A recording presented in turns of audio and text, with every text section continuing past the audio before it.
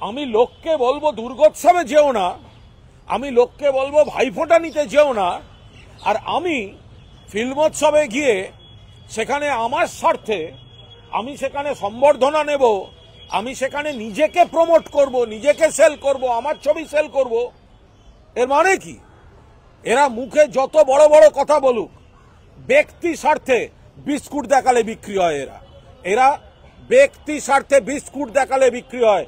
এরা দুর্গোৎসবকে বয়কটের কথা বলে, নিজের স্বার্থে ফিল্মোৎসবে গিয়ে সামিল হয়। আমি কারোর নাম করে বলতে চাই না। যারা পোস্ট করেছেন খুন খুন খুন, ধর্ষণ ধর্ষণ ধর্ষণ, বিচার বিচার বিচার, উৎসব উৎসব উৎসব, যারা বলেছিলেন ভাইফোঁটা নেব না, তোমার দুর্গোৎসব খারাপ, দুর্গোৎসবের সময় পাল্টা, আর ফিল্মোৎসবে গিয়ে নিজের ব্যক্তি প্রমোশন, এগুলো হয় নাকি কখনো?